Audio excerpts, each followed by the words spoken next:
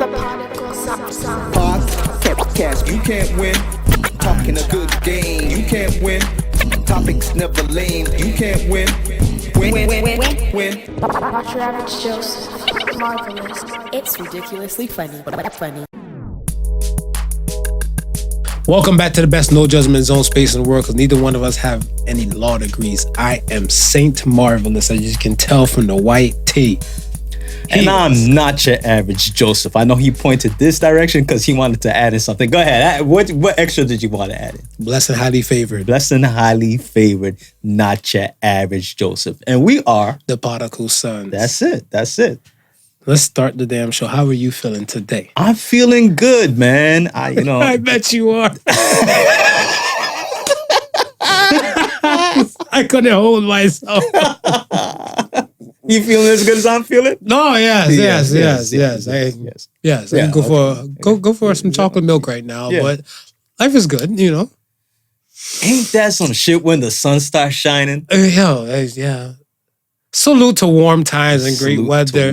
I just tell my kings out there and aggressive queens, whatever you're hunting for, don't let a $20 summer dress get you caught up.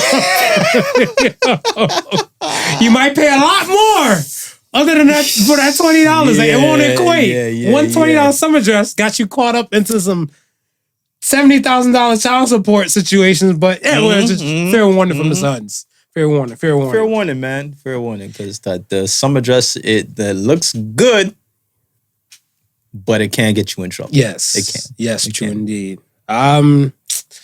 Yes, to a hell of a startup. To the folks at home, welcome. Welcoming you back. We love you. We missed you. We appreciate you guys. Get ready for another good show.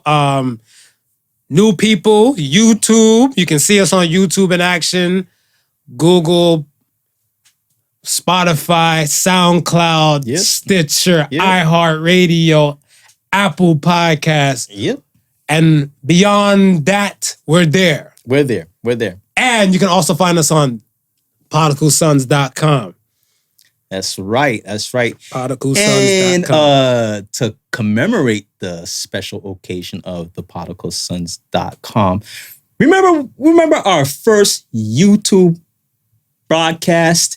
It was the halftime report. Yeah. And Michelle from Country Rose Bakery made us something special. She blessed us with a YouTube cookie. Because we were on YouTube being seen. Yeah. You'll see the shiny forehead every week. Yeah.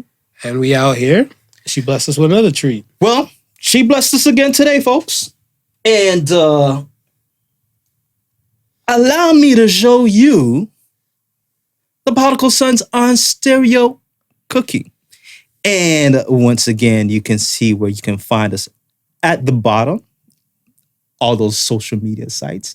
So we just want to send a special shout out and special love to Michelle and Country Rose, because most definitely, man, from day one, she's been a day one, and we just salute her. Go to her page. I'll put you onto the links to the page. She makes lovely cupcakes, lovely cookies, and I don't know, man. I think if you got an occasion that you need some of these goods, she's somebody to think about. If you see me last week, I had my shades and stuff on, whatever, but that's why she put the shades on again. And she kind of likes the youthful appearance of me, so that's why there's no salt and pepper in the beard. It's just a straight. And I'm liking it. I'm looking younger. I see. She got my big eyes too, right? Yes, true, man. Indeed. And special out to Sincerely Shani, who was also present when we got the cookies. So thank you. She took some pictures for us. Thank you. Appreciate. Let's get into some shit then. Let's do it. Let's get into the stuff. So okay, let's talk about the questions first. Okay.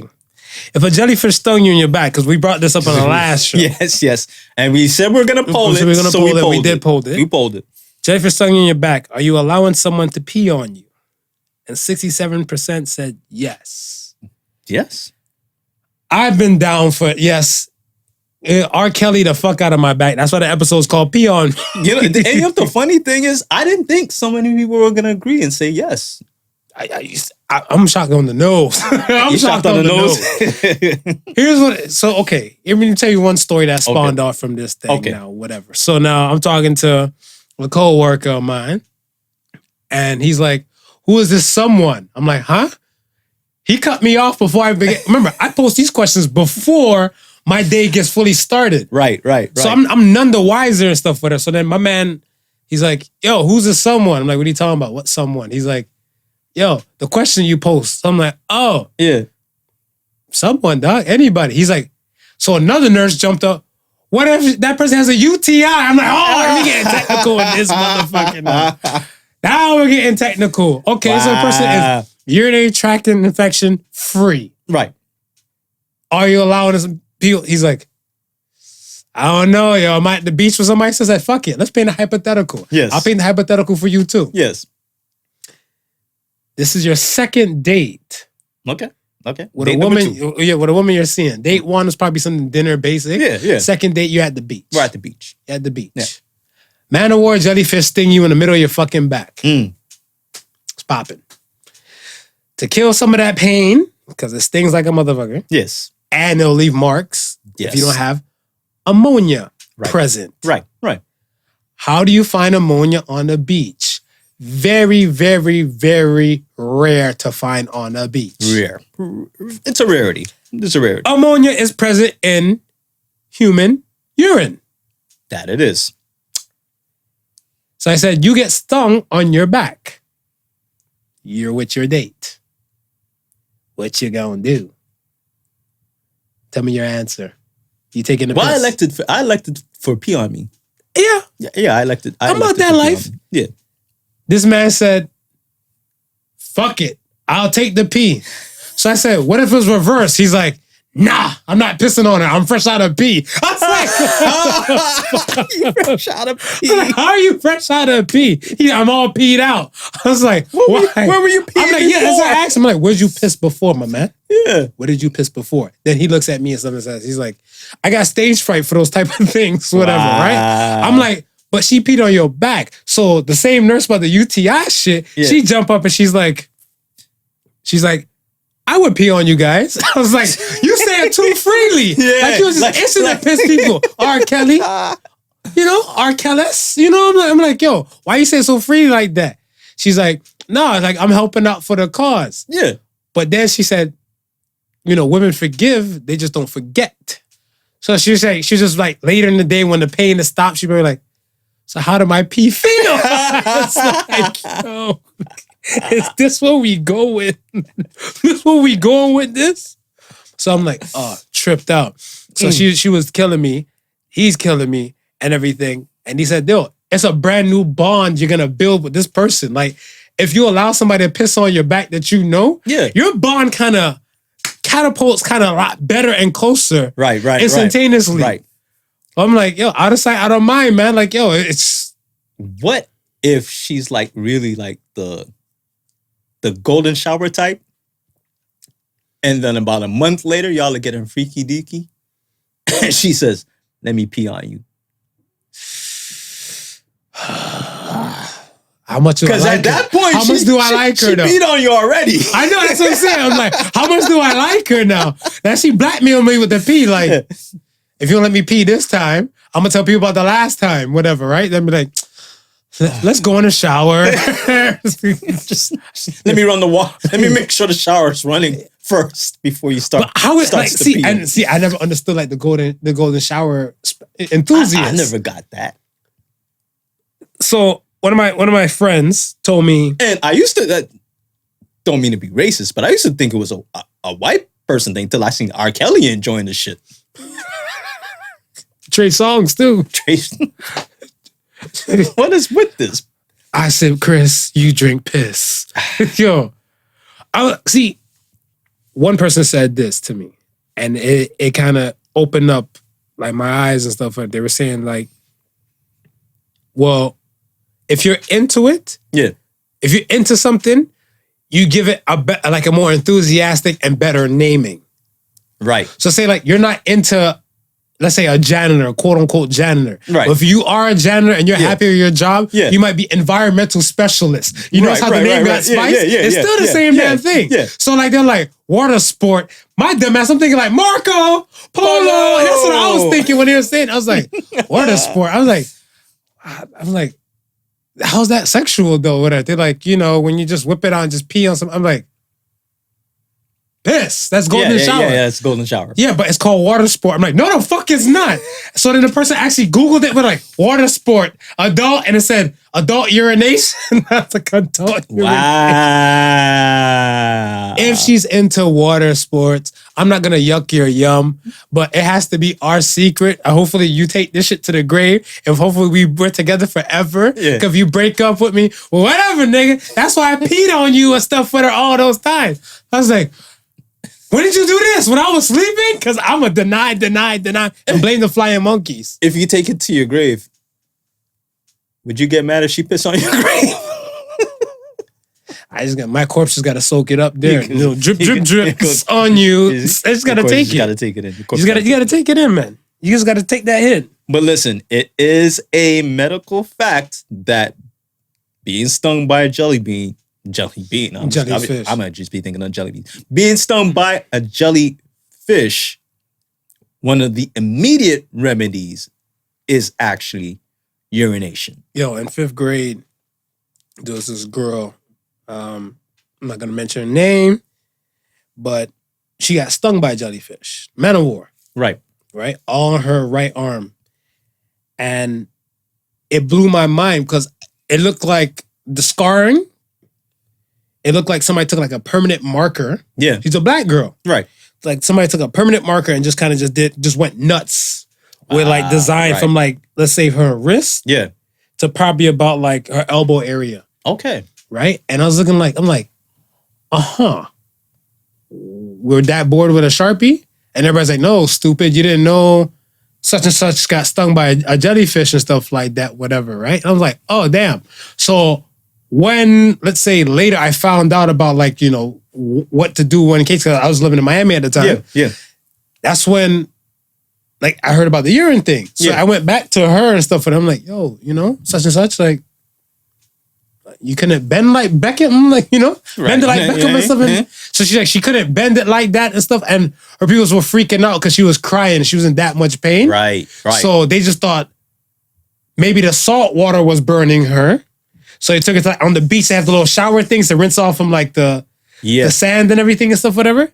And took over there and just made it worse. So he said, fuck it. Then he took it to emerge. So by that time, it was way too far gone to eliminate the scarring and everything like that. So it's a serious thing. It's a serious thing. I wonder how, because there's a lot of, I don't know. Is there a lot of jellyfish in the waters of Florida? Oh, fuck. This is a season. Got it. There's a season. I want to say after Memorial Day time, or even sometimes before Memorial Day time. Right. Man of War would tend to come out. And that's the main one. That's, I want to say, Gulf of Mexico, Atlantic, and that region and everything. Yeah. Like, yo, they're prevalent. And so is it like, do they treat it like, you know, how you would have like the shark warnings? Yeah. No. Right there on the beach, they'll have a warning and stuff where they say like, oh, Man of War season. Yeah. Please be advised. Please be mindful. Sometimes they will tell people if the lifeguards spot enough. Yeah. They'll tell people like, yo, you can't go in that section. Don't even bother. Don't even go in that section. Don't even bother. Because sometimes I seen tons of them like dead Man of War just wash up on the shore. And if you're not even mindful and stuff, whatever, like some people like they'll play like, you know, maybe football or run up and down on the beach. They might step on one that might not be dead. Because some of them it takes some time and stuff, whatever, like when they're out the aquatic environment. Yeah. To kind of just die. And even the stingers and stuff itself would take some time to die after they die. It's crazy because I only really ever see them on like TV. I think the last time that I went to the Ripley's Aquarium downtown Toronto is where I seen, you know, they've got the jellyfish display. And a lot of times the lights illuminate them. Mm-hmm. But the jellyfish, are they easy to see in the water, or is this something that... Yo, it can't be a nighttime dance. Okay. It can't be a nighttime dance. But they tell people not to go in the waters and stuff of like beaches. Right. at nighttime, Mm. right? Because it's rare to see what you can see and stuff in the ocean, Yeah, yeah. right? You might have a few drunk, I want to say like for Florida's case, a few drunk Florida some man? beach people. Okay. Florida man, you know what? I think they should be smart enough for that, but I don't put nothing past Florida man because the Florida man do every fucking thing. Yeah, Google's to prove that shit. Yeah, yeah. But I mean, a lot of people and stuff, they're kind of hip. They're pretty hip and everything. And they understand that, these things and stuff is not a joke. And there's some people like, they know what to do. They're, jellyfish. Somebody's like, fall back. I got this. I drank a gallon of water today. I know where to use it now. And then you just got to take it like a champ. Like I said, the middle of your back, whatever. Like, can you bend it like Beckham? Like, You just got to pee and hope it flies up and lands on the back of your No, shoulder. one person trying to get all smart at work that I'm peeing my hands, just trying to splash them. I'm like, during all that fucking pain, good luck. Say, no one's pissing on me. I'm like, yeah? Okay, can't wait to see new jellyfish tattoo. With there actually being a season, and at some point, if a lifeguard spots that many where they can put up a warning, I'm surprised they don't have like stations with actual ammonia. They do. Okay. They do, but lifeguards aren't there all day. Right. Right? Right. Lifeguards are True. there for like set times and stuff, whatever, and like set people would kind of rotate shifts. But then after that, then what? Got it. And then remember, like, you have to look at it like this. Yes, Florida, or say, I'm just using Florida as an example because that's what I know.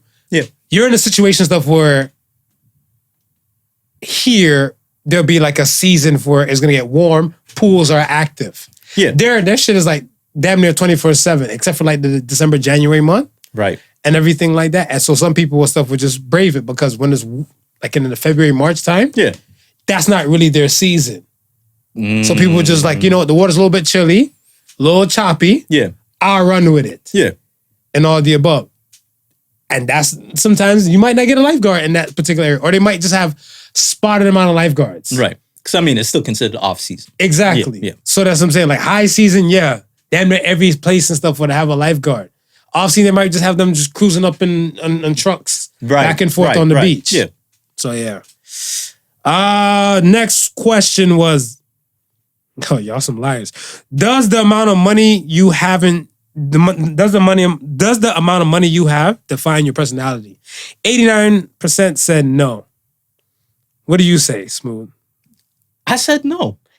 Explain your no. Because I say yes, because a lot of motherfuckers forget, like, income determines how you act and behave. Go ahead. I think the income can amplify how you act and behave. So if you were an asshole before, you're gonna be a bigger asshole when you get more money. If you're a kind person before, I think you might be more kinder if you have more money at your disposal.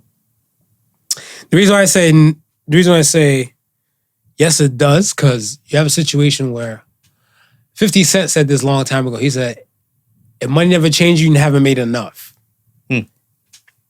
You can't have champagne dreams on a milk budget. We said that before. Yes, 100%. Now you have some peoples and stuff, whatever. They're just living a type of lifestyle because they know this is where their income is. Yeah. And this is, your element to play within it. Yeah. You're not trying to do the most. So when these people are not trying to do the most, I get it. They're not trying to be out here popping bottles and all the above. They got regular bills to pay and everything like that. They move smart. Some people get miser. Some people, it defines part of their personality. Yes. So that's why I'm like, yes. And now you're right. When it comes to the money aspect and stuff on that type of thing, absolutely amplify some things and stuff, whatever, too. If you are a natural, what can I say this? If you're a natural, good-hearted person, yes. Yeah. Absolutely right. It might not change you. But I know a few millionaires and they move a little different. They move a little different because they know they got money. Yeah. And they know it because, like, since you know you got money and stuff like that, why not invite, like, all your people and stuff at once? No such thing. Poppycock, Marv. Poppycock. We don't need to invite the other rich because the other lower ones will beg for to be rich. Right. Poppycock. We don't do such thing. Yeah. No. Lucifer's a lie. That sounds like when I seen it, I'm like, was like, are y'all high? It's like, what's going on? But I just need to know your reasoning. But yes, 89%. Well, probably some people are thinking along how I was thinking, but with you saying what you're saying, yeah, I can also see that side as well. Because I mean, if $1 million lands in my pocket, I might just buy one of those bottles of wine that I seen in the liquor store behind the glass case. Was it 1,300? 1,300. I might buy one of those and just drink it like grape juice. Like, yo, who, how? Like, it had to be stepped on by the Dalai Lama. The grapes had to be crushed by the Dalai Lama's The Dalai Lama and the Pope. They both took turns in that bucket crushing those motherfuckers. They playing Ring Around the Rosie. Dalai Lama, Pope, and one more person. One more holy of holies got to be stepping on that grapes. So fucking marvelous. And there you go. The trio. The holy trio. What? 3 the hard way. That's it, 3 the man. God way. Hey, but yeah, I mean, the choice of car would change. Certain things, my residency would change. Yeah, I can see that. certain things and stuff would get spiced and, I can see get changed and everything like that. And that's the funny thing. When 50 said it and stuff, when he said it, and I scratched my head, I was like, really? I'm like, yeah. And I think someone else, like whatever video it was, somebody said in the comment, they're like, yo, if you got blessed with 50 grand right now, are you still the same way? Personality, you might say no, but then and all the stuff, you're like, yo, you could pay off these bills, you could free up this shit. If it wasn't a pre-COVID world or COVID world afterwards, where you probably like, you're gonna go travel. Right. You're gonna do some things. Some things and stuff is about you's gonna get spiced. Yeah. And that will kind of change you to a degree. Not the full extent. Yeah. But to a degree. Like I said, the enhancement thing, I agree with you. Yeah. You can either enhance your good behaviors or your bad behaviors.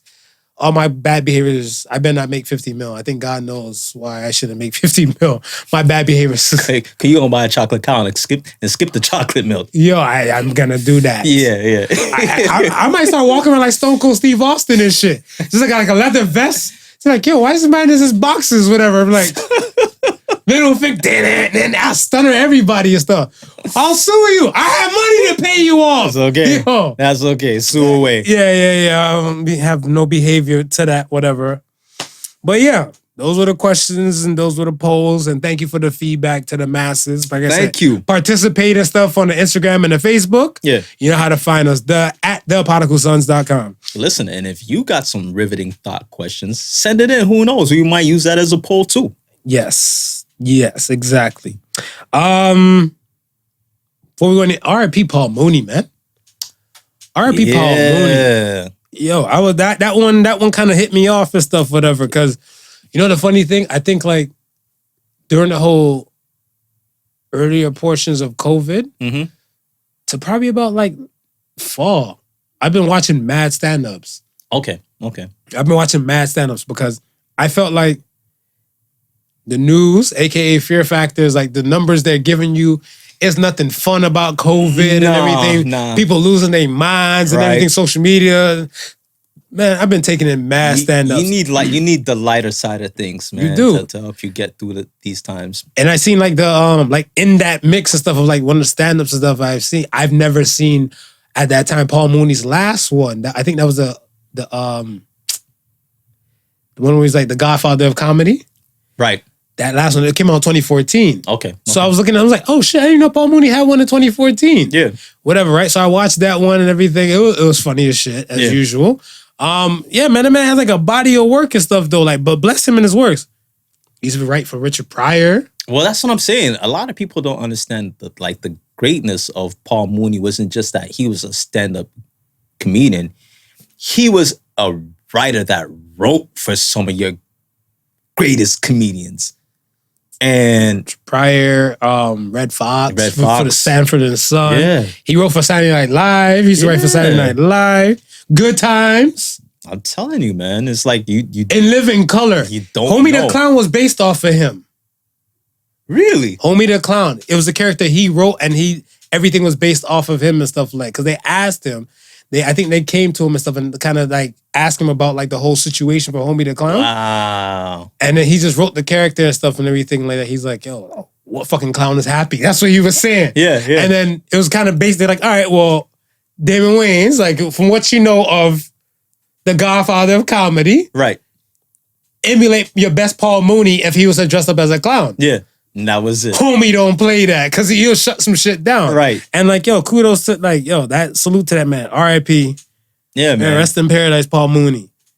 And I mean, I think, like I said, his work kind of speaks above and beyond and stuff for that. I wasn't too familiar about Paul Mooney until like probably, I think like in Living Color time. So I never really knew too much about it. And then when he started popping up with the Chappelle Show, I'm like, oh, yeah. I remember OG, he looked kind of the same. And then when you're getting a little history and stuff about him, it's kind of like, all right, you got nothing to do. Yeah. You see I'm like, oh, shit, he used to write for Richard Pryor. And because Yeah, Richard Pryor like had movies too. So with Richard Pryor's movies, he was part of the writing and creative in those movies. And I think, with Paul too, I think the reason why he wasn't bigger than he should have been and didn't get the just desserts is that part of his career, he was marked with controversy and so forth like that. And I think we made, well, not directly, but we spoke about it last week. Sometimes because of the messenger, a lot of good things get lost. Yeah. And I think, that's what kind of happened to Paul Mooney, just because some of the things that he may have said and believed in didn't rub everybody the right way. He didn't get that play like he should have, man. I mean, what you were saying, like white people take shit from black people, and that, I guess that would be a kind of controversial thing, but it's true though. It's true because he's like, the funny thing he said, y'all take, and then sometimes y'all want to give back. And by that time, we don't really want it. Yeah. Y'all took OJ. We ain't want him back. He said, y'all took Tiger. We ain't want him. I'm like, it's actually true, real talk. And like the funny thing when he was saying this stuff, even in those bits and stuff, when he said that digged, he's like, you've never once heard, and it kind of made me think and stuff. He's like, when have black people try to take an Elvis move and kind of claim it as theirs? And then, like I said, this is a 2014 one, whatever, right? 2014 one that I had seen and stuff, and I was thinking about it and stuff like last year, and I was like, when black people do it, or people of like melanin and color do it, it's a problem. Oh, black women, they dance like strippers and sluts. Miley Cyrus do it. Twerk! I was like, motherfucker's onto something real quick. He's onto something. Man. He's like, yo, big lips. What is that? Oh my gosh, black people, look at that with those lips. White lady put a little college in there. You're remarkable. You're so beautiful. Your beauty can transcend the whole fucking room. So I'm like, is he lying though? Is he lying though? Is he lying? It could be controversial? Come on. Yeah. It's controversial. It's controversial. I mean, sometimes with every controversy comes the truth. Facts is facts. Yeah. Facts is facts. So yeah, man, R.I.P. Paul Mooney, man. Yo, I had a question for you. Sure. And my thing and stuff is that I thought about this pertaining to like to not getting your way. And I thought about pertaining to the Paul Mooney thing.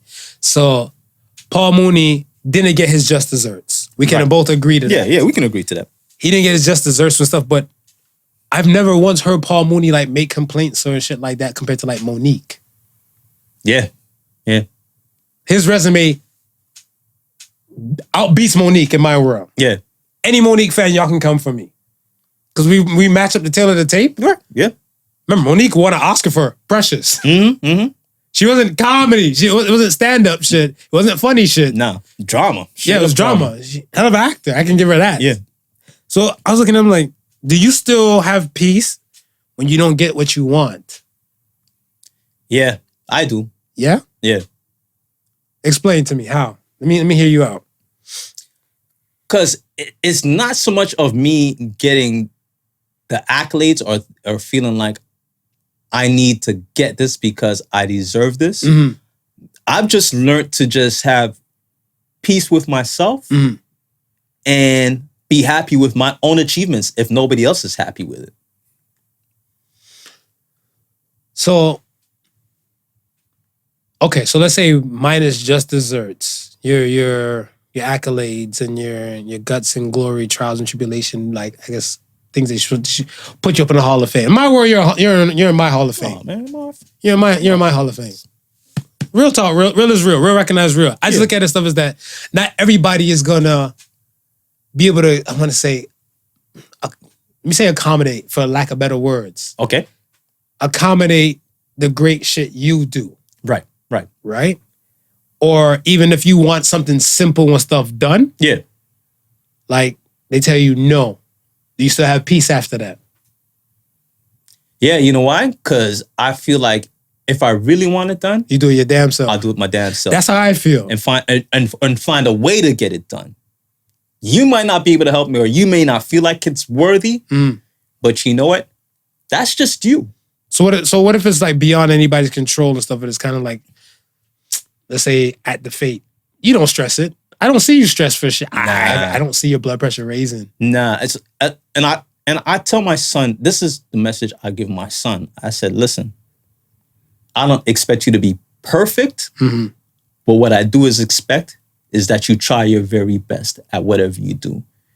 And you know you put your best foot forward. You live with your effort, man. You live with the fact that, hey, I put everything that I possibly can and left nothing on the table. And the results will speak for itself. That's dope. I thought about that and stuff, whatever, too. Like I said, like, I'm watching, well, I finished it, and I barely finished fucking shows. I watched the show.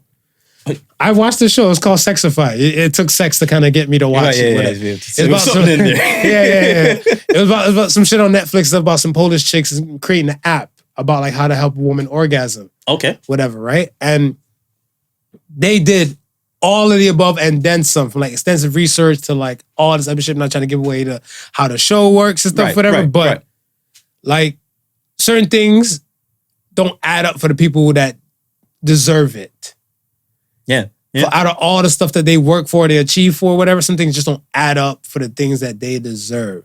And I always feel like it's stuff that, how do you move on forward from doing the best of your abilities to realize, like Brandy said, osmos doesn't count.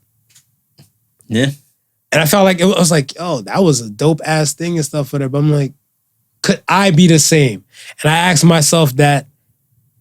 And I started asking other people, and other people started saying like, nah. But I'm like, and I thought about Paul Mooney, because Paul Mooney had passed on the same day when I finished the show. Okay. And I was like, Paul Mooney's fucking great. Like I said, last summer when I seen the 2014 stand, his last special, and everything, I was looking at him like, from beginning to end, I laughed. Yeah. When every time he was on the Chappelle show, I've laughed. Right. All his other stuff, bodies of work that he's done, I've laughed. Yeah. Come on. But I think, and you know what I think Mooney recognized that amongst his peers, they knew. You know what I mean? I mean, even if the rest of the world did not know, or the rest of the world didn't understand, like his peers, the people who are in his craft, in his trade, they knew, right? Like when you tell me, I'm in your Hall of Fame. Right. I take that as a win, an accomplishment, because here we are, we're doing it, right? You know what it takes to do it, right? You recognizing that and saying, okay, I can put you in the Hall of Fame based upon what I know and what I see you do. Correct. Right? Right. Some of the outside world who have no clue, right? Just see me and say, may have some bias for some reason, will just ignore the body of work or just ignore the accomplishments, what I've put in. I think most people just look at the fame. That's what it is. A lot of people just look at they don't know what the steps and stuff like this, and like, oh, you're on. Yeah. Dope. I know you since the 3rd grade. I held the door open for you. Can you bless me with a Ferrari? Bitch. Like, that's the part that kills me. That's the part that blows my mind. Because they don't see all the hard work you've done. Like, it's a funny thing too, is that a coworker of mine see me one day, and she's like, how are you? I'm like, I'm just tired, but just, she's like, tired? You're a young boy. I'm like, how old do you think I am? And she said 27. I'm like, bless your heart. I'm like, yo, I mean, if you weren't married, you can get the D. But I was like, no. At the time I was 35. So I'm like, I'm 35. I'm like, I do a lot of other things and stuff, whatever, besides just work here. Yeah. Right? And then she's like, and I said it, she's like, nuh-uh. And I even whipped out like a podcast business card, whatever. Right. She's looking like, holy shit. So she went on her phone instantaneously before we got off the elevator. She's like, I think it was like 120 something episodes and stuff. She's like, 120 something episodes? Right. Is that every week? So I was like, yeah. She's like, that's over 2 years nonstop. Yeah. Are you shitting me? No wonder you're fucking tired. So when she said, no wonder you're tired, I'm like, good. So that means next time you don't have to ask me like, why am I tired? Right. Yeah. And then she scrolled and she's like, these shows are over an hour long. Yeah. Who writes the script? So I was like, I gotta go to this unit to go work.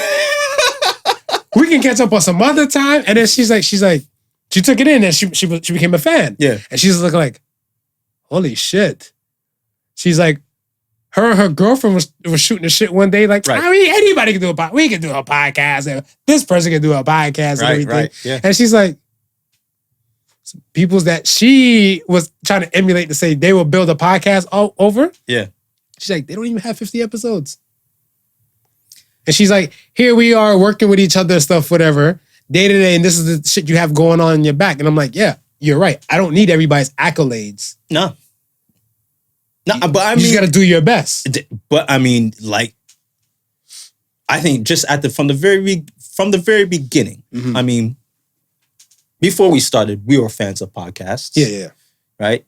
You had one that you had started, right? Yeah. And it's like, so we knew what it would take and what goes into it. Correct. Right? And I think with us, right off the bat, we had to enjoy it and do what we like doing. Yeah. First and foremost, before anything else. And if we can achieve that, then everything else would fall in place. Everything else wouldn't feel like so much work, even though we know it's work, right? Like a lot of times we sit down here and we shoot the shit, and then by the time we know it, it's 1 hour and 40 minutes. And we're like, oh, where did the time go? Right? So, although... But that's one step. That's just one step. That's what I'm saying. That's one step before like the final product, whatever. Because there's so many other elements and stuff and layers to the things that people just don't see. So a lot of times stuff, whatever. Don't see it all. I don't feel like it needs to be paraded out to the masses. But if you're doing shit, whatever, like you don't got to explain nothing. No. If you're not doing something and stuff, maybe that's the reason why you need explanation from people. Right. So but, I mean, the funny thing is that anybody who has a podcast now or has attempted to have a podcast, they know, right? And it's like we joke about it all the time. Like when we started, how many podcasters that we know started the same time, and it's like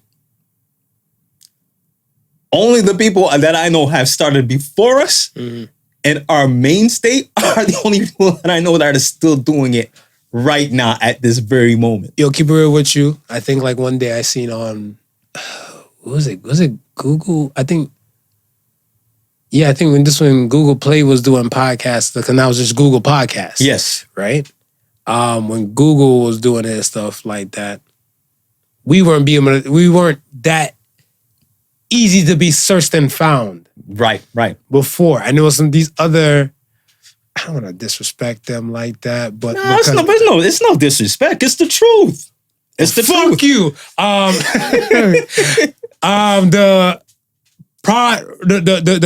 Was it Pro? It wasn't Podical. It was Pro Digital Sons. The Pro Digital Sons. Pro Digital Sons. Yeah. And I was looking at stuff. I'm like, who the fuck are these guys? So I listened to an episode. I'm like, nah. And I think at the time we probably had like about 4 episodes and they had like 26. And I was like, okay. But we clocking. And then when I seen that we had like 24 episodes, I think they had like about 30. I'm like, oh, y'all gonna eat my fucking dust. They were my only competition in my head. They minded their business. Because when we tried to Google our shit, they would come up. Yeah, they would come up. Yeah. So it's to piss me off and stuff for that because I'm looking at them like, yo, and a salute to them, man. I'm not hating on you. I'm just explaining my ambition and my drive. It was definitely motivation. It was motivation. It was definitely. So I think like when we got to about like 33 or something like that and everything, and they were at like 31, I was like, peons! Oh, I got cocky as fuck. Well, I was livid, but then I was like, yo, you know what? On to the next. Because my thing and stuff is that you're never always gonna be the smartest person in the room or the greatest person in the room. Yeah. You know what I'm saying? And if you are, you need to change rooms. The room or the bar before was them in my world, not to your world. Yeah. We're just doing our thing. This is just my personal problem and stuff like that. But that's what I'm saying. I'm like, all right, I've now overcome them. Now we're easier to be found on the platforms and stuff now. When you type in POD, our shit just drops down and stuff before you even finish past that. It gets past. That's a blessing. I love that. Oh, I love it too, I think my left nipple moves every damn time. I get turned on when I see it. That's like, listen, man, it's like I said, just from knowing when we started. Yeah.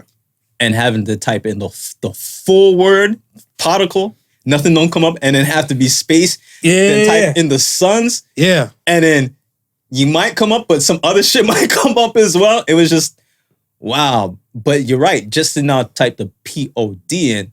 It comes out and even when I'm talking to people and I'm telling them about, the podcast, and I say, what is it? The Podical Sons? And they go, POD. Oh, and it like, instantaneously. It happened to me. It happened to me one day. I was explaining to somebody. They looked at it. Oh, that's you. Yeah. The fuck? I just told you. Yeah. I didn't lie to you. I had a podcast, and you checked. You fact checked.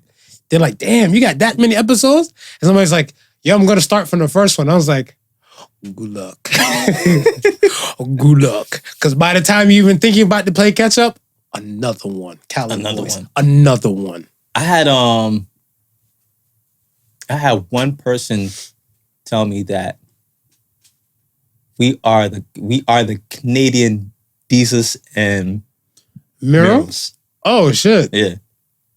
Oh shit! Oh, that's dope. Yeah. No, I was like, that's dope. Because she kept snapping at me. She goes, "You guys remind me." You ain't see my story thing about black people? They be like, "Yeah, I didn't see it." But she was movie where I know you from. She's like, guys, remind me of something. He goes, just the way you guys, just like the topics, the way you deliver the stuff, how you guys interact with each other. It's like, she couldn't think about it. And it's like a couple days later, it's like, Jesus and Mirrors. So you guys are the Canadian version of Jesus and Mirrors. And I was like, I take that. I take that. Yeah. And they call us the Canadian Daffy and Donald Duck. I might feel a type of way. You might feel a type of way. Although they famous. They famous. They famous. Yeah. One you can understand. The other one got a lot of spit. Yeah. You can hopefully can understand me. So I mean, you the spitter. Spitters are for quitters. Don't be a quitter.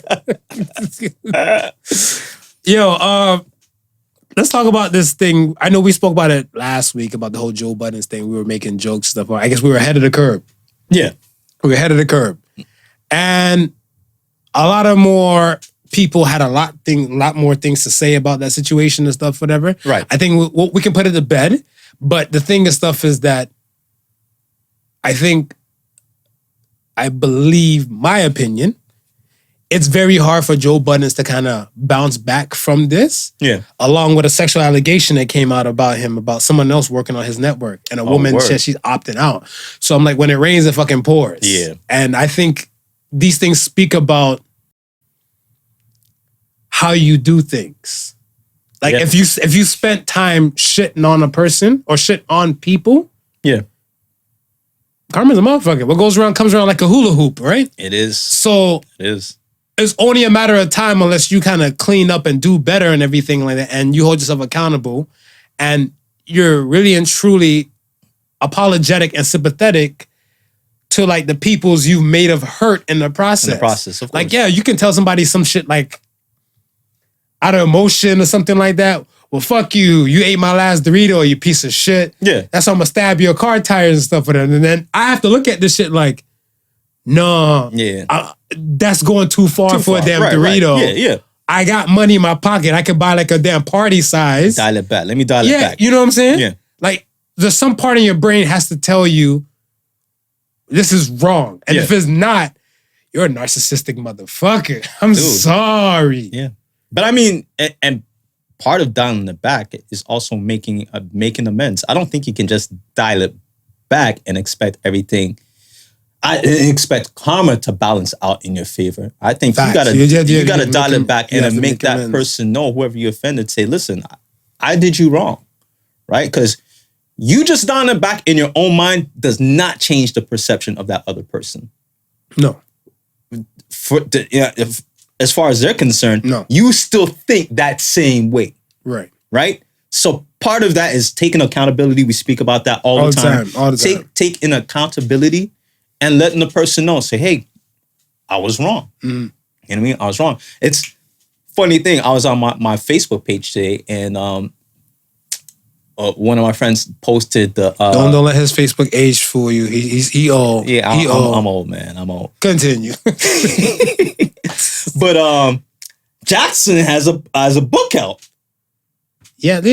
with him and his wife and on the cover. And on the cover, Yeah, it came out before the controversy. Right. Yeah. In the whole marriage pose and stuff like that. And I was saying,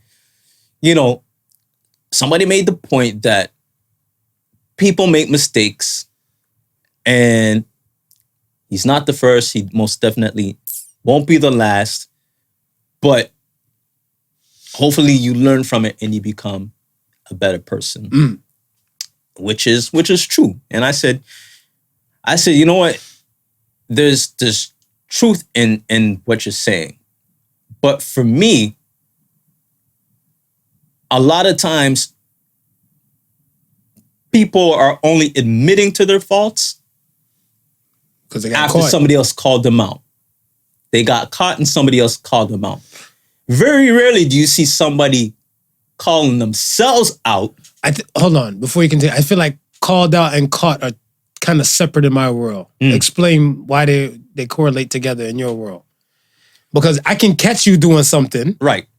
And everything like that. And then that, I feel like that has more direct consequences than if I call you out. If I call you out, I feel like I check for you, Yeah. Like I'm looking out for you. Yeah. Be like, yeah. I know what you said and stuff, but that's kind of fucked up. But Well, the reason why I said what I said is because those who caught him, but it was another set that was calling him out.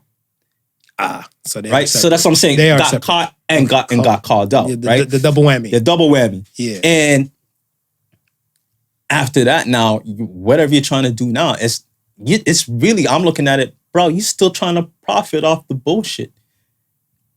You're not really trying to teach anybody anything. You're not really trying to take accountability for anything. No, you're seeing a way how you can spin this and really benefit from all this, when it wouldn't have been the case if no one called you out or you didn't get caught. You would have never came forward and said, hey, well, this is what we need to do as men who cheat, or as this person who finds himself in a Got you. situation So like if he this. added himself, and that's the thing. I think when you add yourself in, Right.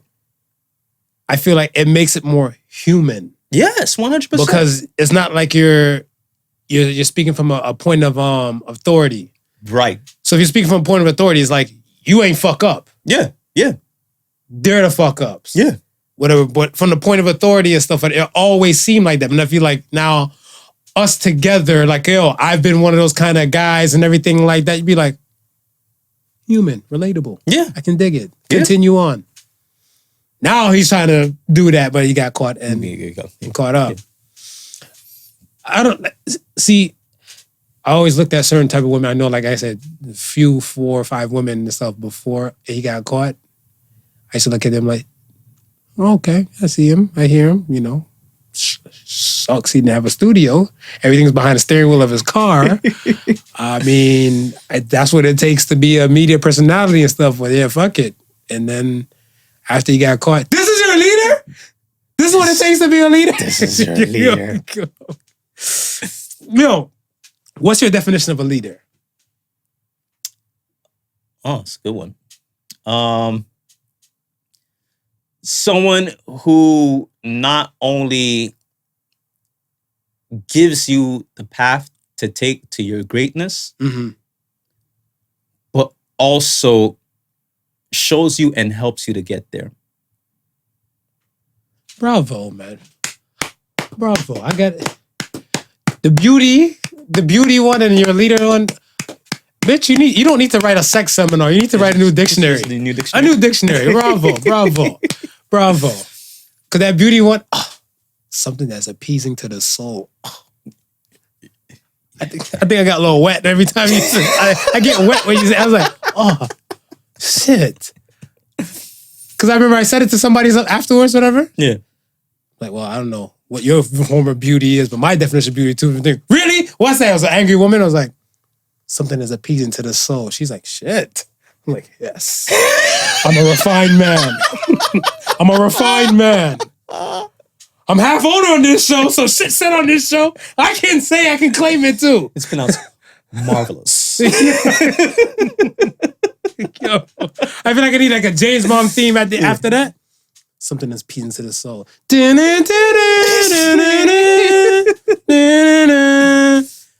But yeah, I mean, you see, for me, I like your definition. I love your definition, by the way. Yeah. But I always used to run with Colin Powell.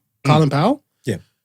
He said this and stuff when he was in, like when the Bush administration was in. He said a leader is a person that motivates people to achieve their own personal agenda. Okay. Similar to what you said. Yeah. Pretty much. Yeah. He just spun it in like a quick little. I was like, I dig it. You're right. Yeah. Because I feel like you can lead for oh so long. And if you've been that good of a leader, you've create leaders. Yeah. Right? Yeah. I'll agree with that 100%. Hippocrates, Socrates, Aristotle. Yeah. Yeah. One. That's it. Yeah. One came first. Mm-hmm. Then and just fell in the, and that's what it takes. And I feel like those are good leaders.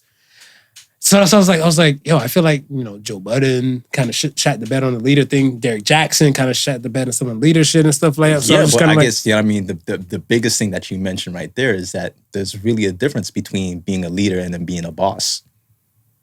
Okay, so what's the definition of boss and leader then? What's the difference between the two? Boss is somebody who's bossy and tells people what to do for their own agenda. So I like you. I like you. Thank you. I like you. Thank you. You're getting a lot of roses today from me, whatever. This is my rose day, man. People think I be shitting on you. Man, people come at me like, I be bullying smooth. I bully smooth. Listen, man. I feel highly blessed and favored. He started off exactly, with that. Man. He started off with that. No, because so remember when I guess Maybach, it was the Maybach music group when they did I'm a Boss, Meek Mills. Right. With them a boss. And I would sing the song out loud, but if I'm like by myself, I would never call myself a boss. And I will always remix it and stuff. And I'm like, yo, Meek, I always remix tons of songs. You know this already. Yeah, you remix. They done made they millions off of it already. Remix King, baby. Yeah, I remix everything. So I always just say, bitch, I'm a leader. Bitch, I'm a leader. And then I think one day I said it around somebody and they're like, why you not say boss? Cause I'm like, yo, a boss is a person that tells you to go do it. Yeah. And a leader is saying, let's do it. Let's do it. Let's do it. Like you're saying, the same definition is basically pretty much a boss is just telling you shit. Yeah. So I'm like, yeah. Then I was thinking about, okay, I go back to the leader thing.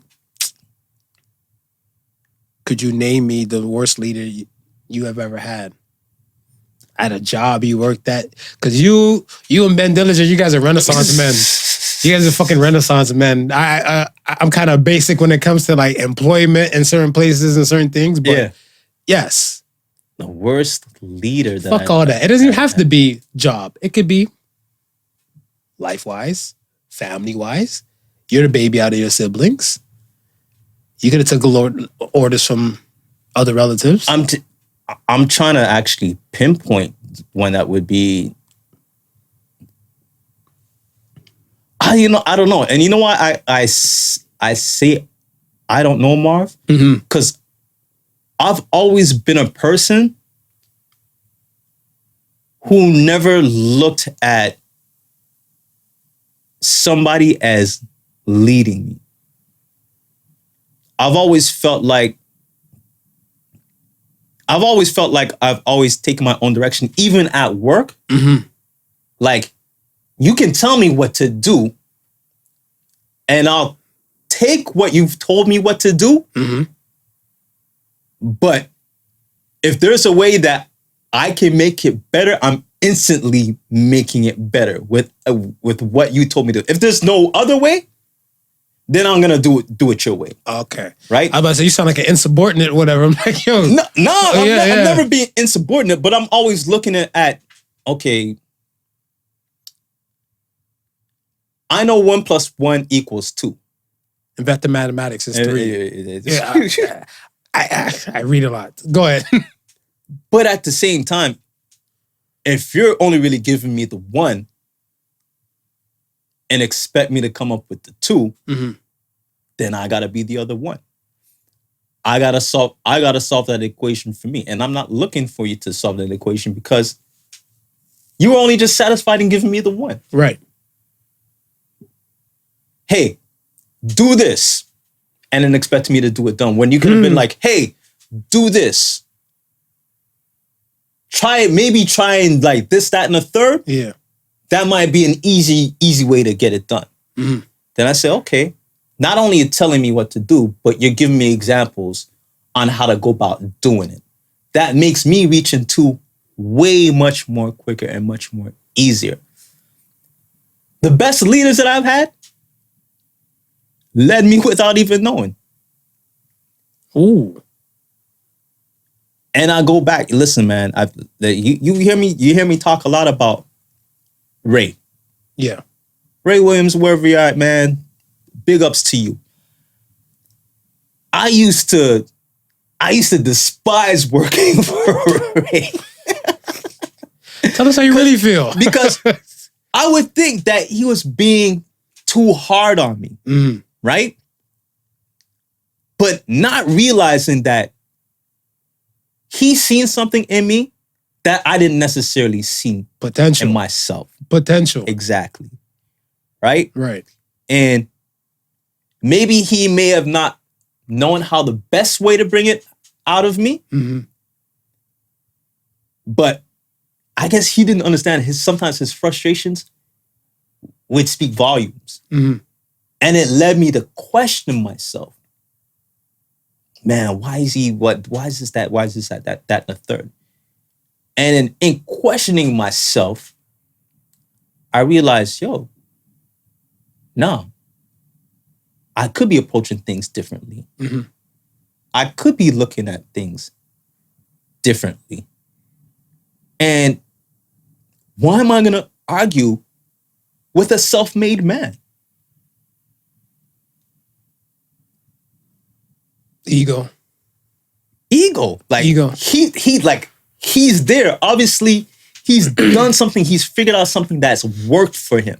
And you haven't figured it out yet. I haven't figured it out yet, right? But you notice a lot of times and stuff. But he knows that I can do something that will work for me. But you notice a lot of times and stuff that people and stuff like, I want to say, when they're not in a position of authority, they want to speak or shit on the position of authority when they've already either done what you've done already, or if they're probably running so many other things that they just need you to hold your own, hold your weight. And if you don't, they'll find somebody that would. Yes. And then this is when the person and stuff in the non-position of authority, you're like, man, fuck that bitch. Like, they come off kind of hostile or like, oh, I despise my boss and my boss and stuff is like this. Like, have you seen the world through your boss's eyes? Right. Can you imagine what the world looks like from their eyes? Yeah. Because if you could, you wouldn't really be speaking like that. Right. And like I said, it took me a while to grasp that. But then when you became a leader. Yeah, exactly. When I grasped that, I instantly turned around and I let him know. Again, accountability. Mm-hmm. I let him know. I said, Ray, like, honestly, you're a big influence on my life. Like a lot of things that I do, or the things that I've learned in operating business, is because of you. It was dope. You know what I mean? It's really because of you. You know what I mean? And I tell you, our relationship is like, I can go to that man and ask him about anything, and he'll put down whatever he's doing to explain it to me. And like I said, he probably didn't know that. He probably just thought I was just a stupid kid. He'll never absorb anything that I might be trying to teach you. But really, I did. I was thinking about in the process of the leadership talk, parents. You never know the position and stuff for that because your parent is your leader. Yeah. Pretty much. Yeah. Right? Well, you telling me I can't go out here, I can't do this, I can't do that. You never let me do anything, blah, blah, blah. To when you become a leader of your household. Right. You become the parent of stuff like that. You're looking like, oh, I'm starting to sound like my mom. I'm starting to sound like my dad. Yeah. No. Like you're a leader now. Yeah. You have to act accordingly to help lead these individuals or individual to a better and prosperous place. Right. But you don't see it when you're not in a position of authority. When you're in a position of authority, you're like, there you go. Whoop, there it is. And you just, there was just no understanding until you got into that position of authority. And you're like, okay, now I see where my parents was coming from. Let me ask you one more thing pertaining to leader stuff. Why do people follow the loser?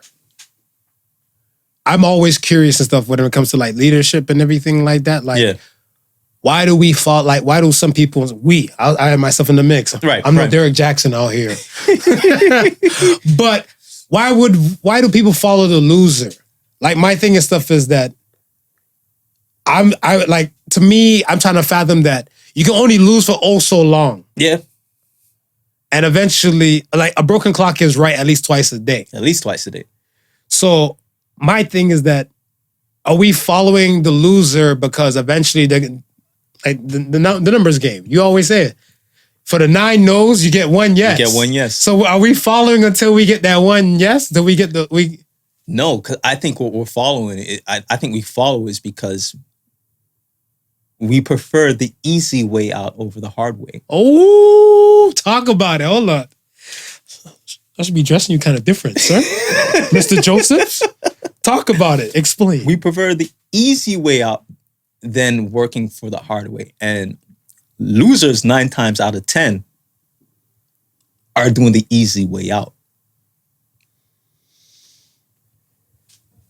How? Being a winner takes hard work, man. I feel like being a winner, and I feel like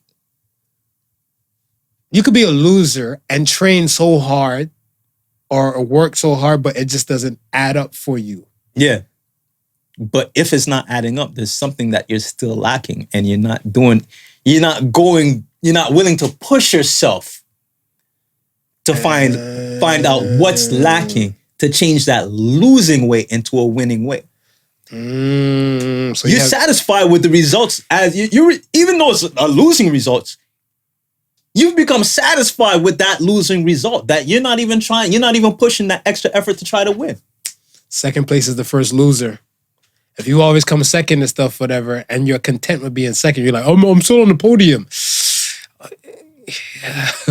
You could be number one. Yeah, you could be number one. You're lacking something. Yeah, exactly. Why you're not number one? That you're not overtaking that number one. And everybody else who are seeing you being just as okay with having that minimum of effort, figure, hey, I'll be just as okay with that minimal effort as well. Not knowing if you put in more effort, you're gonna pass dude that's being just okay. What the fuck did you eat today to be on some divine shit?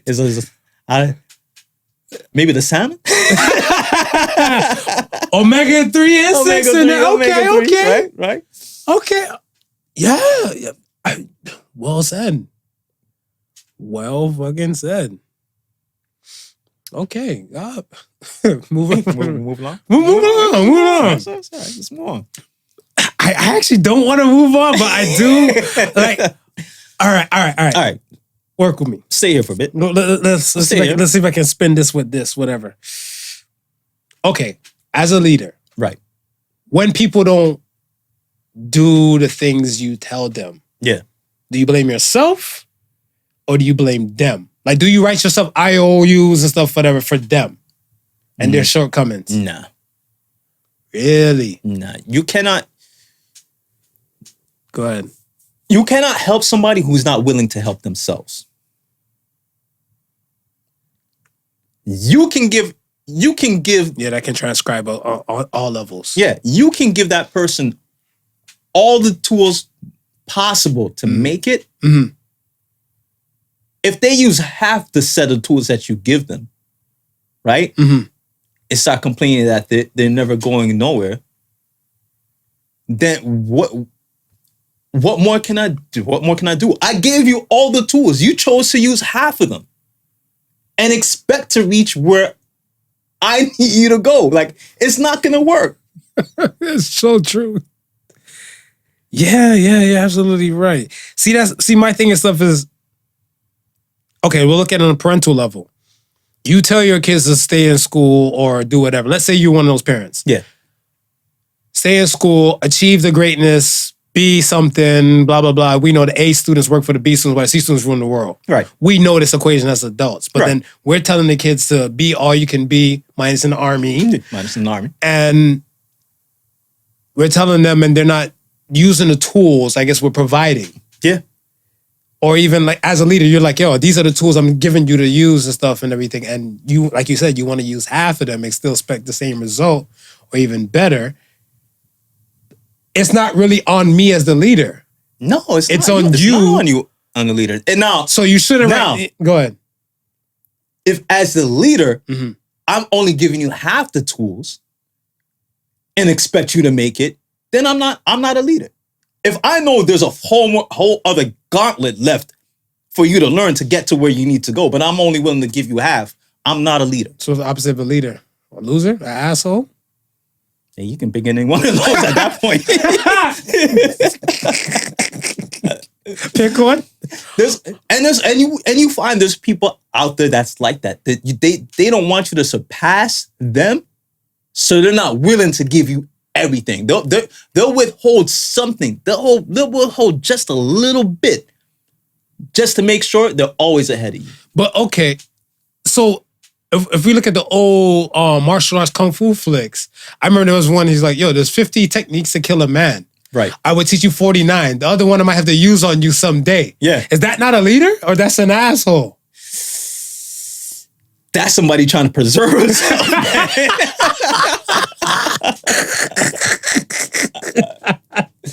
But a leader, Yeah. We'll teach you every fucking thing. a leader's gonna teach you all 50. Because Yeah. he knows if he leads you right, he's never worried about you turning around and using what he taught to you Wow. to take you out. Let's go, Smooth. Yo, this episode is brought to you by Smooth. It is. And this fucking salmon he ate, The it was delicious. The Omega. the Omega. You pick a 3, you pick a 6. We don't do 6, 9 because we don't snitch over here. No. Continue. Yeah, man. But it's one of those things. It's like, and that's why I say it's like I love and I enjoy seeing people win. And you had said we had talked about this earlier. Like if we had, another podcast came underneath our belt and we gave them the tools to get it done. And the more than getting it done, we're elated Yeah. because their victory means our victory. Facts. Right? And that's just how I looked at things. And that's how I always looked at things. The problem is I've been giving people so many tools and they just been wasting it that it never results in them winning, turn around for me to win. That's throwing pearls to swine. They can't understand that. And that's the thing. Salute to Jamal for the About Numbers podcast. Right. Like when it came to Jamal, Yeah. he was one of the testaments. Yeah. Because I want to say it's kind of like he inquired and we've never shunned him on information or tools and products and certain type of things and stuff, Nah. whatever, to help him to go be great. Right. Because I guess that's the leadership capabilities that we've had. Yeah. And he even turned to me and stuff and said to me, he's like, oh my gosh, appreciate, you're taking time to help me try to do this, that, and the third from the beginning. I'm like, absolutely. And, you let Not Your Average Joseph say his piece and stuff like that to me and tell me and all that type of stuff. He's like, yeah, I appreciate that. I'm like, I'm just curious. I asked him, like, I'm curious. 3 people, I make the 4th. Right. That has a podcast. And you couldn't go to them with this information? He's like, yo, not everybody want to see you win. It's true. Because they think you're straight competition. But I'm like, this is a $1 billion industry. Why we all can't eat? Why we all can't eat? Last time I checked and stuff, there's still 99-cent deals and like $2 meal deals in certain places. Why we all can't eat if we're just trying to snack off $1 billion? Yo, shout out to Karen Samuels from Your Now Story. I'll be doing a piece in January. She's gonna do a piece on me with My Now Story, explaining basically who I am, what I'm involved in, and what kind of salmon you eat to make you all profound. And one of the things that she said was like, in the U.S., she found just loving the atmosphere because Black people were willing to help each other there. Mm-hmm. Whereas here, nobody didn't want to see anybody get ahead of them, so they would just withhold the help. And I was like, what you're saying is true, man. Like, and I don't know if it's different now that you can kind of see what can happen potentially from just being in Canada as a Canadian. Because a lot of times, when people were trying to make the come up, they would leave and go stateside because they felt like that was the only way that they were going to make it. Me going off with my little daughter. She must not know I'm recording right now. Let me give a quick base. Hey, Dad. Hey, what's up? Auntie's bullying me. Is she? Yes.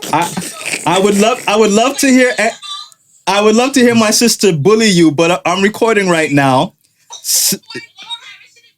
Yeah.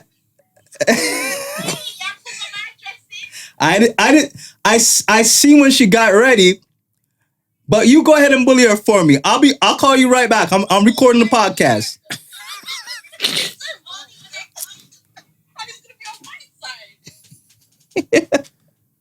Yeah. So how's your leadership in your daughter's dressing? There you go, right? Hey, she 18? Yeah. Turning 19. Hey. You know what I mean? She's a grown-ass woman, hold herself accountable for everything. Hold herself accountable. Fact. Okay. So, pertaining to this leader dance, let's say, could there be a leader and a follower in a marriage?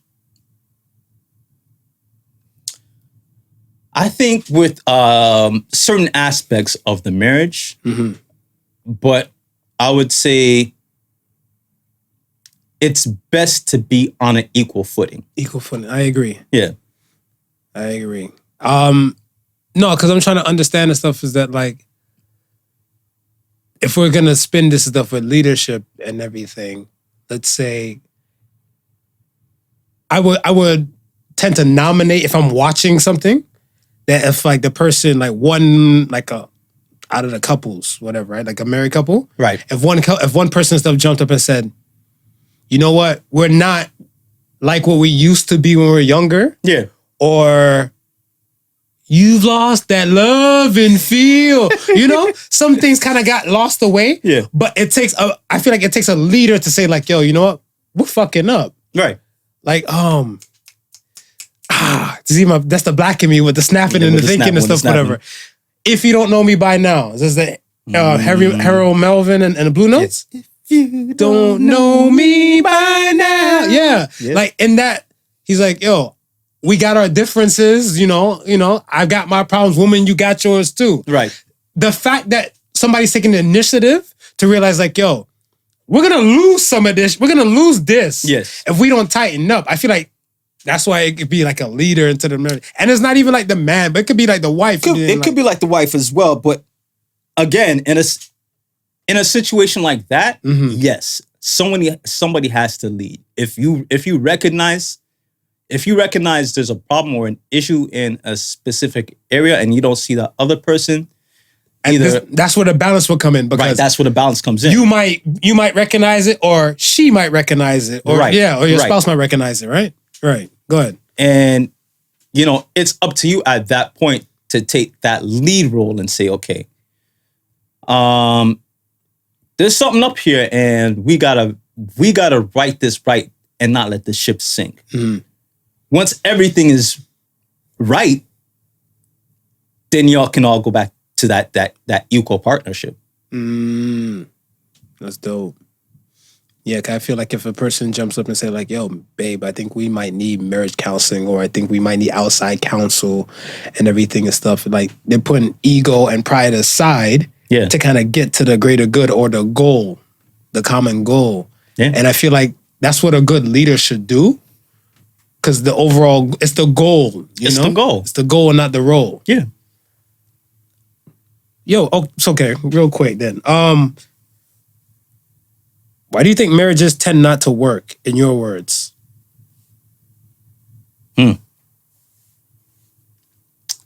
Maybe the willingness to compromise is gone. Maybe someone is taking too much of a leadership role where the partnership and the dynamic isn't flipping. Yeah, and the dynamic is not flipping, and the partnership feels like it's no longer there. I feel like marriages tend not to work and stuff, whatever, because I think, well, we talk about the leadership thing, but I feel like a communication and compromise thing. Yeah. To me, I feel like that's like essential, because I've been on a planet for 36 years. I don't know how to read one fucking mind yet, right? No. I don't know how to read a mind, and then you have a situation where like you're just gonna have to compromise and stuff. And a lot of people is like, it's my way, it's the highway. And if you think like that, your ship is destined to sink. Yeah, yeah. Anything with the word ship on the end of it, you want to keep afloat. You want to keep that relationship, friendship, like you want to keep. Well, maybe not censorship. No. So sometimes you might want to bleep that. No, excuse me. Fuck that. So yeah, but you want to things you have to put work in for. I feel like a lot of times somebody's like, when it's easy, it's in God's will, and when it's not, it's the devil. No, you somebody got to put in some work for it. Yeah, yeah. But people don't want to put in the work and stuff like that because they're looking for a leader. Yeah. They want somebody just to do everything and stuff, whatever. Do everything for them. Yeah. So, good talk. Good talk. Let's get to the question of the week. Question of the week. All right. I seen this and salute to the spiritual word on the gram. I seen it and I said, let me ask you this and stuff, because this seemed fun. Because this went to a whole bunch of other direction when I asked a few people. So finish this sentence. Don't revoke my black card, but I blank. What do you not do that's normally considered what average black people should be doing? Don't revoke my black card, but I don't really eat watermelon all that much. But you eat it though. I seen you. I eat it, but it's not like, you know what I mean? It's like, I gotta die for it. I gotta get it into my system. And you ate your watermelon though. So that's the only non-black thing you don't do like that? I don't eat grits. I definitely don't eat grits, but I think most Canadians who are black don't eat grits. I think that's like more of an American thing. It's fucking sawdust. It's fucking disgusting. Anybody who's a grit fan, eat it and stuff, whatever. Y'all got tapeworms. I'm not fucking with grits. Tapeworms. Grits, chitlins. I don't do that. Don't consider me black if I don't mess with those things, because I am not eating no damn pig intestines. I don't even eat tripe. And that's Jamaican. The tripe and beans? Yeah, I don't eat tripe. It looks like beehive attack. I don't eat tripe. No, that. So you can take my black card. I don't give a shit. You know what the funny thing too? I had an ex-girlfriend one time. Born and raised in Jamaica. I think she came up here and stuff from Jamaica like 16. Yeah. 16, living in Canada and stuff, whatever. She said she didn't eat mangoes. I'm like, what island did you come from? Clary wasn't Jamaica. You must have came from the Maldives where they just have coconuts. She, I love coconuts. I'm like, exactly. You Maldesian. You were adopted. He adopted you from Maldives. Yo. From the Maldives. And I was like, but then again, we're like, there's a whole bunch of things and stuff. And I seen some people like, with their answers, their responses, I see one person like, I didn't watch Love and Basketball. I was like, are you really black after that? I feel like every black person at one space shape or form had to see Love and Basketball. A lot of people like Love. A lot of black people like basketball. Listen, I think if you grew up during that era, you had to watch every black movie that came out because we hardly had black movies that came out. Yeah. That's why we all know Morris Chestnut, the relationship black guy in the relationship movie. Yeah. Well, listen, we knew that Eddie Murphy playing Dracula movie was going to be booty, but we watched it anyway. Oh, Vampire in Brooklyn? Vampire in Brooklyn. We knew it was going to be garbage. Yeah. We watched it because we watched it. It was black people and it was Eddie Murphy. It was Eddie Murphy, Angela Bassett. Yeah. All right. Let's get to Ask the Sons. First Ask the Sons question comes from Milo_03. What is one thing that makes you feel better even on your worst days? The sun. Really? Mm-hmm. What if you don't get no sunshine that day? Well, It's you an know overcast over day. It's actually no. Okay, let me rephrase that. Not the sun, but walking outside. Bonus if the sun is shining. Nice. But just walking outside and just the sounds of nature. Mm-hmm. And I think it helps put me in a perspective that in the grand scheme of things, I'm still small and my problems are even smaller. Nice. For me, my son. I think because my son's still young, and he's not at the point where I'm getting FaceTimes about outfits and clothes and shit like that. Like some people, I ain't gonna point no elbows though. But yeah, like I think it's just the little things, stuff on my son. Like I can have a hectic day, a busy day, and all that type of stuff, and I feel like he's my extra reason to live. Right. So like. And I don't mean to be all cliche on it and stuff, but like real talk, I could be going through some shit and be like, you know what? Just want to look at my little man. He's the background on my phone. Yeah. And it's just like, you're like, you know what? I'm not just doing it for me. Or, you know what I'm saying? Like, I feel a little bit better and stuff, whatever. And just be like, he's good. Yeah. If he's good, I'm good. But I think when he comes to that teenage point, it pisses me off because I don't want to see that. He's going to be tall. He's going to be taller than me. Yeah. And I'm going to see his punk ass one day go to my refrigerator, drink juice out of a carton with his shirt off. I'm going to punch him in his ribs. You're going to punch him in the ribs? And then you ask me that question again, then. I'm going to be like, well, wait. My sex doll 3000 or some shit like that. We'll wait for... We'll get back to that question in another for a few years. Yeah, we'll give it a decade plus. Yeah. We'll see what happens and stuff then. Cher says... What advice would you give your younger self? Save money, and not everybody has your intentions, your intentions with a good heart. Yeah, I would put save money. Save money. And don't save the hoes. And whatever you desire to do, again, put your full 100 effort into it. Don't half-ass it. I had a moment from earlier. Yeah, the moment from what we spoke about earlier. Yeah. That's why I like always give you 100% when you're doing anything. If you're not, don't do it. Don't do it. Point blank period, folks. Don't do it. That's to summarize what you missed in discussions before recording. And if you're doing it, and wondering why it's not working, you might want to question the efforts that you're putting into it. Absolutely. I always say if the content or certain things that don't slap with this show, I got no one to blame but my goddamn self. That's it. Cool. All right, one more question. This was, I seen this, I died. I couldn't wait to give you this one. I even dropped my phone when I got a DM to me. Imogen, she says, do you guys think couples should have a cheat day in a relationship? When I seen this, I was like, I can't wait to ask you this. Yeah.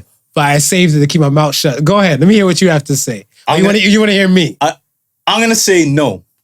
No. No. Okay. Why? Elaborate for me.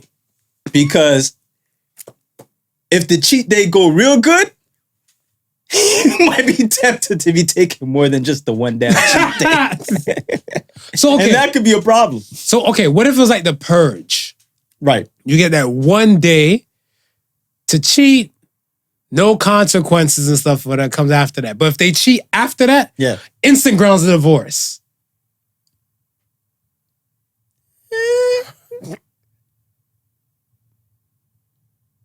But then see, what if it's really good to the person who cheated and they're like, fuck it, this marriage ain't worth keeping.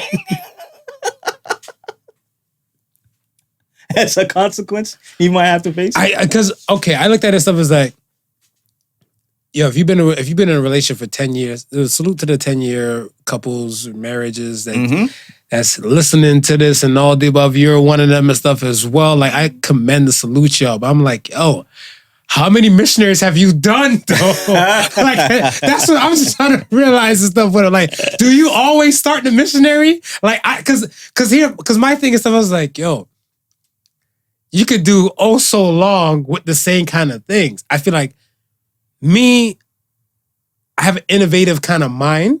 Right. So my thing and stuff is that I know for a fact everything's not going to stay the same. Things are subject to change. Yeah. Some people are not built like that. Yeah. Yeah. Right? So now, once they get into like a routine, they're creatures of habit. Right. Fuck, I seen a commercial and stuff years ago, and it was a car commercial, and it made my damn day. The guy had like his seat, his seat at his work rug and stuff, whatever. He rolls his seat back at work, like his chair. Right. The same position. Where he cuts through on the grass, the grass is low in that area because he always steps in it. People are creatures of habit. So if you've been doing things for like that long, this cheat day might revitalize your relationship. I remember I seen what was it? I think it was Friends, and like Joey found out his pops was cheating on his mom's. Right. His mom's like, yeah, I know. He's like, you know? Why? She's like, once I knew he was doing it, whatever, and he had an idea that I was doing it, everything he did went up to like full max. Right. So before, he would probably bring one flower. Yeah. When it was just us. And when the other person came in the mix, he brought a bouquet. Right. He would do the most. And it kind of revitalized their thing until she called him out like, hey, you need to shut that shit down over there. And all the, and they kind of heighten their relationship to get to an extra better. Like, why be good, go be great. Right, right. So I was looking at stuff, I'm like, some people need it. Rookie couples, I don't think y'all need it. I think you need a 10-year stamp. Fuck you. 10-year stamp with paperwork. 10-year stamp with a license? No. Word life, you need to be a ring to be my wife. With the license? No. You have that stamp, like, that's your receipt. That's the receipt. Like, yo, I put in 10 years of this marriage. Look. Let me show you. Can I have a day for a menage? Either you're with me or I gotta go get 2 more. Pick. That's what I'm saying. That's what you say. That's what I'm saying. But I'm like, yo, and rookie shit, whatever. I'm like, nah, you gotta. 10 years is a feat. 10 years is a feat. I hand clap 5-year couples. Yeah. 10 years is a feat. 10 years is a feat, man. 10 years is a feat. We live in times and stuff where fucking there's married people and stuff cheating. I don't want to say cheating. It's easier for them to cheat. Yeah. There's Tinders. There's DMs on Instagram, the Twitter, sorry, folks. I'm not saying it like it's just you. We have microphones. But Twitter, Facebook, it's easier ways to kind of connect with people more than so. That's why when we're talking about how is it hard in your adult life to make friends when you just need commonality. That's it. You just need commonality and stuff, and you just exchange the commonality with that person. Before you know it, it could be like the sweetest friendship that just blossoms and blooms, or a new affair, new love affair. Yeah. So I look at it stuff as like, if you're a rookie couple, you still have to iron out these kinks to get to like that achievement level of 10. And if not, then this relationship dance might not be the dance for you. No, might not. So that's my final thoughts on it. And now we'll get crucified on it. like, no, he just didn't say that. It's okay for couples that fucking cheat. Yeah. We have to look at all ends of the spectrum. He's the good guy aspect, and I'm the saint aspect. There's no bad guys here. There's no bad guys here. No. Just a points of perspective. Points all in perspective. Yes. Yeah, that's about it. Just hit him with a So Say the Sons. So Says the Sons. And then we'll slide out. So Say the Sons. You gave me a look like, what is he laughing about? Always ask yourself if this is helping you or hurting you. So Say the Sons. So Says the Sons. That includes your cheat day. Is this gonna help your relationship or is it gonna hurt your relationship? This is gonna hurt you. I don't know. It was smooth. I kind of second it. It might hurt your relationship. Yeah. But you just ask yourself that. Yeah. Just always make sure you ask yourself. Maybe you might want to throw it out there in just. Throw the question out there and just. It's like, past the line. Yo. If it hook a fish, it hook a fish. But if you wheel back that motherfucker and it come back empty, yeah. Because like the funny thing too is that like with that whole couples cheating thing, whatever. Keep it real. I always feel like women would get more attention and stuff, whatever, quick. Because they'd be like 30 dudes probably trying to slang dick their way. Mm-hmm. You don't even know. It might be like 3 or 4 chicks that might be willing for you, and those not the ones you want. You're thinking like, huh? And she got like friggin' Morris Chestnut, Tyson Beckford, Shamar Moore lined up, Bretts to go. Well, we know most men don't have no morals. Yeah. So for her, it could be a situation as, oh shit, when and where? But for men, for us, it might be a situation like, aren't you married? Nah. Meh. Yeah, but I got a cheat day. What the fuck is a cheat day? You don't check their calendars, do you, miss? Look on the internet. There's a day for everything. There's a day for everything. There's a cheesecake day. There's National One Sock Day. There's a cheat day. There's a day for everything. And it's not talking about cheating on your gym and your diet. It's a cheat day. Yeah, man, that's it, man. That's it. Once again, man, thank you for listening to the Podical Sons. Like I said, like, comment, subscribe on the outlets, on the plugs, on the social medias. On the website. You know how to find it on the website as well. Submit your Ask the Sons questions and stuff there too. Salute again to Country Rose Bakery. One more look. On the lovely cookie I'm about to devour in the next few minutes. About to pick it up.